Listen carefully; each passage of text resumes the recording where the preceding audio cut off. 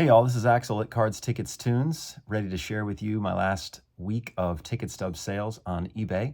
Again, these are our actual stub sales on eBay. These aren't prices that I'm making up, but this is what I've sold from my collection. Just got done watching the Michigan game. Go Blue, national champions, hail to the victors. And thought I'd start off appropriately with a Tom Brady ticket that I sold this past week. Probably not a coincidence that that Michigan stuff was hot this past week. So this is the ticket I sold this week. It is a Game 2 ticket against Eastern Michigan, 1997. It is the season after they won the national championship. Of course, he wasn't a starter, didn't play a whole lot during that season, but the next season he did.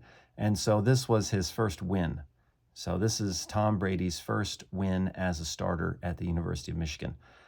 This ticket sold for $60, even though it does have a pretty good crease, as you can see there in the middle of it.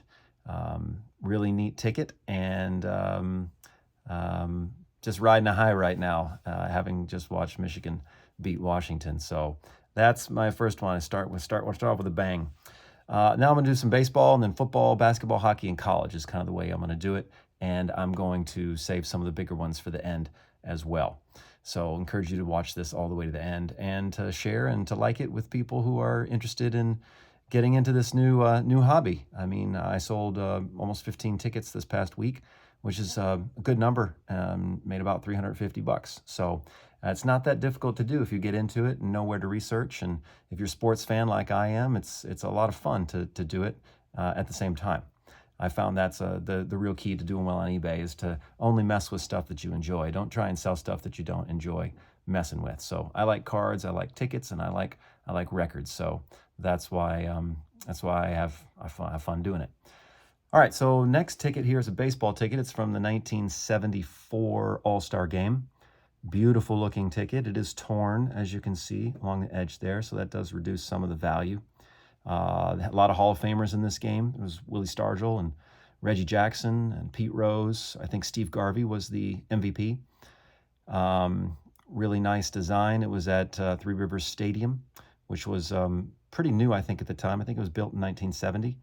Pirates are coming off their World Series victory in 1971, I believe. This ticket sold for $40. Kind of on the border of whether or not you would send this one in to be graded. I decided not to because it would have been $30 to get it graded, and maybe it would have gone for $100. So prefer just to sell it. And a lot of people prefer to have tickets in the raw anyways. So that one went for $40. This next one here is a Mets ticket. 1970, what does it say? 1975. Just kind of a run-of-the-mill Mets ticket. Again, really nice design with those Mets tickets. There was a Rusty Staub home run in this game. This one went for, I believe, $10, maybe $15, somewhere along that range. So that's kind of my standard price for a ticket is $10. I rarely drop down below that. I figure if people are looking for something and they want to give it as a gift or they want to add it to their collection, the minimum they're going to be willing to pay usually that if I'm patient is about $10. If people buy more than one ticket, I might come down a little bit, but that's kind of where my minimum price for a ticket. All right, this is a 1971 Red Sox ticket. There was a Red Sox and Orioles. So there was a Frank Robinson home run in this game, as well as a Rico Petrocelli home run. So that is a $18 ticket, if you're keeping track. All right, we're going to switch to some football. This is a Patriots. It's actually a Jets ticket played at Shea Stadium against the Patriots, the Boston Patriots, not the New England Patriots. And I did a little research on Football Reference and discovered that this was Gino Cappelletti's last field goal. So Gino is an AFC legend. New England, Boston legend, not in the Hall of Fame, but there aren't a lot of kickers in the Hall of Fame. So if they do get around to including more kickers in the Hall of Fame, he's a good candidate, and that would increase the value of that. That was a $30 ticket. Gino Cappelletti, last field goal. Firsts and lasts are super collectible in tickets. This is a Steelers ticket against the Dolphins, AFC rivalry, and it is a picture ticket. As you can see, it has Dan Marino on the ticket there. So anytime you have a superstar on the ticket, it's almost like a baseball card in some ways. You can kind of approach it like that. So I sold that one for 20 bucks. That was his, I think it was his MVP season, 1984. Again, that's another thing that increases the value is if they had a really good season or if they led the league in touchdowns or passing yards, offensive player of the year, something like that. So that was $20. Also sold this Dan Marino ticket. The Dolphins are having a good year, so they're kind of hot. This one is in really nice condition. And I did a little research and read some on newspapers.com. Again, if you don't have an account on newspapers, I encourage you to do that. And discovered that this was a part of a streak of, I think, 16 or 18, 20 games, something like that Dan Marino played without having a sack. So I thought I would market it like that as the streak of sackless games, and people like putting together runs of tickets like that. So the condition combined with that little caveat that I threw in the title, I think helped to sell that one pretty quick. I listed it soon after, I sold it soon after listing it for $30. $30 ticket right there. Here's another football ticket. This is a Steelers-Bills ticket. Jim Kelly threw 6 touchdowns in this game. That was a career high. You can figure that out by getting on Football Reference and piddling around with some of the tools they have on that. But anytime you can advertise that someone did a career high in something, that is a good way to market it. So that one went for $35. Again, that one sold pretty soon after I listed it as well. 35 bucks. All right, 2 more football tickets. These are 49ers tickets. Playoff ticket from '87 and a ticket from, I believe, 1984, maybe 1983. The '83 ticket, I advertised it as Roger Craig's first touchdown from Joe Montana. It wasn't his first touchdown, but it was his first receiving touchdown, I think. So that was a classic combo. And that helped to sell that one for, I think, 15 bucks. And this is a playoff ticket. And 49ers did not win the Super Bowl that year, so it wasn't as collectible, but it's still a great piece of memorabilia. Sold that one for, I think, $15 as well. So about $30 for those 2 tickets. We're going to move on to hockey here.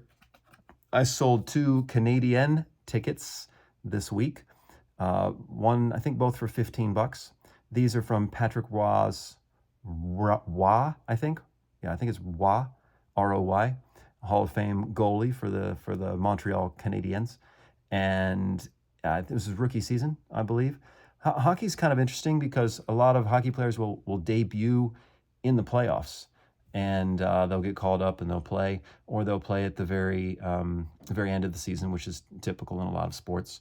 But you have to be careful when you're looking at playoff tickets because you might find some pretty big debuts in the playoffs, which is not ever the case in the other sports, really.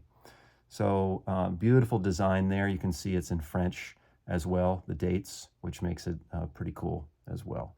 So 15 and 15. Nothing else notable except that was an early Patrick Roy ticket. Moving on to basketball. This is, let's see if you can guess, 1990 LSU. Who played basketball for LSU in 1990?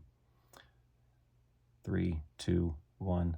Of course, it was the great Shaquille O'Neal. I think he scored maybe 20 points in this game.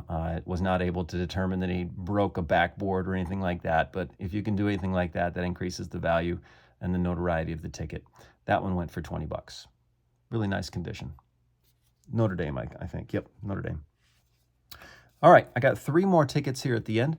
These are all debut tickets. Of course, you're going to make your most money on tickets, generally, selling debut tickets or tickets to infamous events like the Pine Tar game or the game where Dave Winfield threw the ball and hit the seagull, or when there's a famous fight or a famous injury like when Tony Conigliaro got beamed or anything like that. That kind of stuff goes really, really well on eBay, and it's pretty hot right now.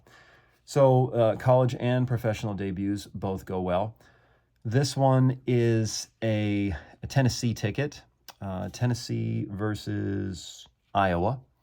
And it's 1987. And I was able to determine that it was an Alvin Harper debut. Alvin Harper was a Cowboy receiver, one of the great receivers for the Cowboys during their dynasty years. And not a superstar, not a Hall of Famer, but a very popular player. And I was able to market it as an Alvin Harper debut. And that one went for, I think, $25, $20 to $25. So Alvin Harper debut. All right. Actually, I have 3 other debuts. I'm going to do these in increasing monetary value. We will start with this ticket, which is a hockey ticket, the Devils, 1992, sorry. And it is a game 1, which is not an actual debut because it turns out that it was just the first home game for the Flyers. Yes, the Flyers. And it turns out that it's Eric Lindros' home debut. It's his second goal. A lot of times the second game will have a lot of firsts in it. This one didn't. He didn't score like his first assist or anything like that. His first fight, something along those lines. It was his second goal, and it was his home debut. So it's the first ticket that features Eric Lindros with the Flyers design, right? So in my mind, that makes it even cooler. But in terms of price and market, the actual debut, even though it might not look as cool to a Flyers fan, is worth quite a bit more. I think these prices will start to come up over the years, so I think this will be a wise investment to buy home debuts that aren't actual debuts. I think we'll start to see the prices to rise significantly as people get into the hobby. So Eric Lindros, Hall of Famer, home debut. That one went for $38, I think. I usually charge $2 shipping, so I usually will counter it somewhere like 38, so I make an even 40. It's just a little thing I do. Here's another debut. This is a football college debut, Florida. This is a Danny Werfel debut. He won the Heisman Trophy a few years after this. This is his first game that he played at the University of Florida. Sold this ticket, for I think $50, $55, $60. Really cool design there with the gator. Very retro, very 90s. 90s stuff is super hot now. And I like how it says Game 1 on it as well. And it has a picture of the stadium on the back. So if you've ever been to the Swamp, that means a lot to you, obviously. Danny Werfel. I think I'm saying that right. And then lastly, this is the ticket that sold for the most over the last week. And it is a kind of debut, although it's a little controversial in ticket circles about whether this counts as a debut. It is a 1989 Indians-Mariners ticket. Turns out that it's the first game that Ken Griffey Jr. played in Cleveland. So you would either say it's his first game in Cleveland or at the Jake, which I think is where they were playing at the time, and or you could say it's his Cleveland debut. I will generally do a little bit of both. I mean, there's kind of no rules for this. It's not like eBay is going to take it down or slap you on the wrist or anything like that. You may get some emails or some messages from people saying that that's not an actual debut, and you can just politely say, well, that's kind of the way I see it, and we might just agree to disagree. Again, this is an evolving collectible, and a lot of these rules are being written. And my brother, who also buys and sells tickets, likes to say that enjoy the land of no comps, which I don't think is a phrase original to him, but a lot of ticket collectors say that, enjoy the land of no comps. So you can make up prices, you can kind of make up rules as this develops. So this sold for $65, even with the hole in it. And he didn't have a home run or anything like that. I think he may have had a hit. But even if he didn't, it's his Cleveland debut. Ken Griffey Jr. is kind of the gold standard in 90s baseball tickets. So there we go. That's, let's see, 1, 2, 3, 4, 5, 6, 7, 8, 9, 10, 11, 12, 13, 14, 15, 16, 17 tickets. Sold for somewhere in the range of a little over $400, I think, for all those. So it's a good little bit of folding money if you care to get into it. Again, if you have any questions, email me at cards.tickets.tunes@gmail.com. Check out my store at cards_tickets cards _ tickets _ tunes on eBay. And we'll see you next week. Bye-bye.